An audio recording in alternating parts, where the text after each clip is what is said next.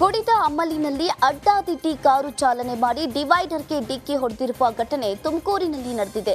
ಡಿವೈಡರ್ಗೆ ಡಿಕ್ಕಿ ಹೊಡೆದ ರಭಸಕ್ಕೆ ಕಾರು ಪಲ್ಟಿಯಾಗಿ ಎದುರುಗಡೆಯಿಂದ ಬರ್ತಿದ್ದ ಆಟೋಗೆ ಡಿಕ್ಕಿ ಹೊಡೆದಿದೆ. ಅದೃಷ್ಟವಶಾತ್ ಯಾವುದೇ ಪ್ರಾಣಹಾನಿ ಸಂಭವಿಸಿಲ್ಲ. ಇನ್ನು ಕಾರಿನಲ್ಲಿದ್ದವರು ಪರಾರಿಯಾಗಿದ್ದು ತುಮಕೂರು ಸಂಚಾರಿ ಪೊಲೀಸ್ ಠಾಣೆಯಲ್ಲಿ ಈ ಪ್ರಕರಣ ದಾಖಲಾಗಿದೆ. ಬಳ್ಳಾರಿಯ ಮನೆಯೊಂದರಲ್ಲಿ ಖಚಿತ ಮಾಹಿತಿ ಪಡೆದು ಪೊಲೀಸರು ದಾಳಿಯನ್ನ ಮಾಡಿದ್ದಾರೆ. ಕಂಬಳಿ ಬಜಾರ್ನಲ್ಲಿ ನರೇಶ್ ಗೋಲ್ಡ್ ಶಾಪ್ ಮಾಲೀಕರ ಮನೆ ಮೇಲೆ ದಾಳಿ ಮಾಡಿದ್ದಾರೆ. 5 ಕೋಟಿ ರೂಪಾಯಿ ನಗದು, ಬೆಳ್ಳಿ, ಬಂಗಾರು ವಶಕ್ಕೆ ಪಡೆದುಕೊಂಡಿದ್ದಾರೆ. ಖುದ್ದಾಗಿ ಎಸ್ಪಿ ರಂಜಿತ್ ಕುಮಾರ್ ಭೇಟಿ ನೀಡಿ ಪರಿಶೀಲಿಸಿದ್ರು.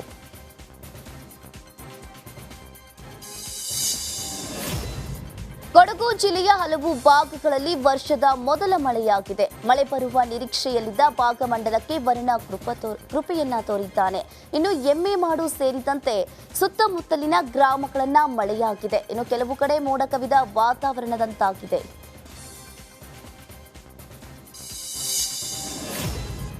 ಅಸ್ವಸ್ಥಗೊಂಡಿದ್ದ 46 ಬಿಎಂಸಿಆರ್ಐ ವೈದ್ಯಕೀಯ ವಿದ್ಯಾರ್ಥಿಗಳು ಆಸ್ಪತ್ರೆಯಿಂದ ಡಿಸ್ಚಾರ್ಜ್ ಆಗಿದ್ದಾರೆ. 47 ವಿದ್ಯಾರ್ಥಿನಿಯರ ಪೈಕಿ 46 ವಿದ್ಯಾರ್ಥಿನಿಯರು ಗುಣಮುಖರಾಗಿ ಡಿಸ್ಚಾರ್ಜ್ ಆಗಿದ್ದಾರೆ. ಒಬ್ಬ ವಿದ್ಯಾರ್ಥಿ ಟ್ರಾಮಾ ಕೇರ್ ಸೆಂಟರ್ನಲ್ಲಿ ಚಿಕಿತ್ಸೆಯನ್ನ ನೀಡಲಾಗ್ತಾ ಇದೆ.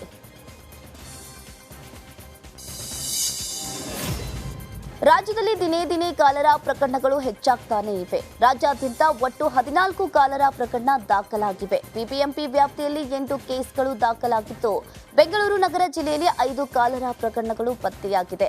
ರಾಮನಗರದಲ್ಲಿ ಒಬ್ಬರಲ್ಲಿ ಕಾಲರಾ ಸೋಂಕು ದೃಢಪಟ್ಟಿದೆ.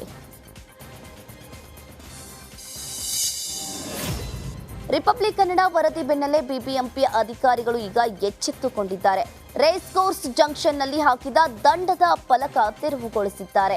10 ದಿನದ ಹಿಂದಷ್ಟೇ ಪಾರಿವಾಳಗಳಿಗೆ ಆಹಾರವನ್ನ ಹಾಕಿದ್ರೆ 200 ರೂಪಾಯಿ ದಂಡ ಎಂದು ಬೋರ್ಡ್ ಅನ್ನ ಹಾಕಿದ್ರು. ಇನ್ನು ಸಾರ್ವಜನಿಕರು, ಪಕ್ಷಿ ಪ್ರೇಮಿಗಳು ಇದಕ್ಕೆ ಆಕ್ರೋಶವನ್ನ ವ್ಯಕ್ತಪಡಿಸಿದ್ರು. ಈ ಬಗ್ಗೆ ರಿಪಬ್ಲಿಕ್ ಕನ್ನಡ ವರದಿಯನ್ನ ಕೂಡ ಮಾಡಿತ್ತು. ಕೊನೆಗೂ ಎಚ್ಚೆತ್ತ ಬಿಬಿಎಂಪಿ ದಂಡದ ನಾಮಫಲಕವನ್ನ ತೆರವುಗೊಳಿಸಿದೆ. 16 ಅಡಿ ಕೊಳವೆ ಬಾವಿಯಲ್ಲಿ ಸಿಲುಕಿ ಸಾವನ್ನೇ ಗೆದ್ದು ಬಂದ ಸಾತ್ವಿಕ್ ಮನೆಯಂಗಳದಲ್ಲಿ ಆಟವಾಡ್ತಾ ಇದ್ದಾನೆ. ವಿಜಯಪುರ ಜಿಲ್ಲೆಯ ಇಂಡಿ ತಾಲೂಕಿನ ಲಚ್ಚಾಣ ಗ್ರಾಮದಲ್ಲಿ ಸಾತ್ವಿಕ್ ಕೊಳವೆ ಬಾವಿಗೆ ಬಿದ್ದಿದ್ದು, ಆಸ್ಪತ್ರೆಯಿಂದ ಡಿಸ್ಚಾರ್ಜ್ ಆಗಿರುವ ಸಾತ್ವಿಕ್ ಮನೆ ಅಂಗಳದಲ್ಲಿ ಆಟವಾಡ್ತಾ ಇದ್ದಾನೆ. ತನಗಿಷ್ಟವಾದ ಟೆಡ್ಡಿ ಬೇರ್ ತಗೊಂಡು ಚಿಕ್ಕ ಮಕ್ಕಳೊಂದಿಗೆ ಸಾತ್ವಿಕ್ ಆಟವಾಡ್ತಾ ಇದ್ದಾನೆ. ನಾನು ಮಗಳಿಗೆ ಸಣ್ಣ ಮಾಡ್ರಿ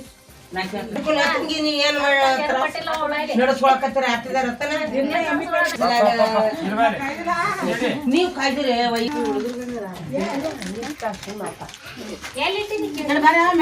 ಏನೂ ಆಗಿರ್ಲಿಲ್ಲ. ಇಲ್ಲಿ ಮುಂಟಿಗೆ ಬರ್ತದಿಲ್ಲ.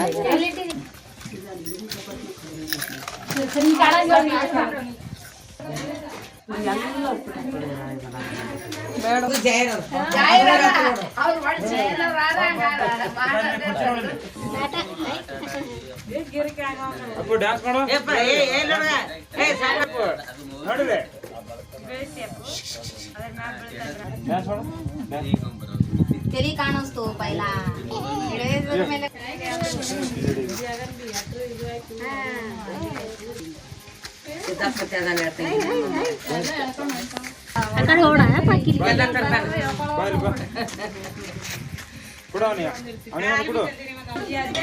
ಅದು ಅವನು ಖರ್ಚದ, ಅದು ಅವನು ಖರ್ಚದ ಸಾಣದು.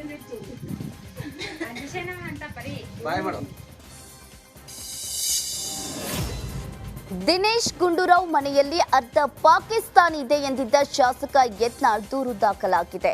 ಶಾಸಕ ಯತ್ನಾಳ್ ವಿರುದ್ಧ ದಿನೇಶ್ ಗುಂಡೂರಾವ್ ಪತ್ನಿ ಟಪೂರ್ ರಾವ್ ಬೆಂಗಳೂರಿನ ಸಂಜಯ್ ನಗರ ಪೊಲೀಸ್ ಠಾಣೆಗೆ ದೂರನ್ನ ನೀಡಿದ್ದಾರೆ. ಯತ್ನಾಳ್ ಯಾರು ಅಂತಾನೆ ನನಗೆ ಗೊತ್ತಿಲ್ಲ, ಆದ್ರೆ ಈ ರೀತಿ ಮಾತನಾಡೋದೇ ರಾಜಕೀಯನ, ಇದೇನಾ ಹೆಣ್ಣು ಮಕ್ಕಳಿಗೆ ನೀಡುವ ಗೌರವ ಅಂತ ಟಪೂರ್ ರಾವ್ ಪ್ರಶ್ನೆಯನ್ನ ಮಾಡಿದ್ರು. ಬೆಂಗಳೂರು ದಕ್ಷಿಣ ಕಾಂಗ್ರೆಸ್ ಅಭ್ಯರ್ಥಿ ಸೌಮ್ಯಾ ರೆಡ್ಡಿ ಪರ ಸಿಎಂ ಸಿದ್ದರಾಮಯ್ಯ ಮತಯಾಚಿಸಿದ್ರು. ಬೊಮ್ಮನಹಳ್ಳಿಯ ಹೊಂಗಸಂದ್ರ ಬಸ್ ನಿಲ್ದಾಣದಿಂದ ಮಂಗಮ್ಮನ ಪಾಳ್ಯದವರೆಗೆ ಸಿಎಂ ರೋಡ್ ಶೋ ಮಾಡಿದ್ರು.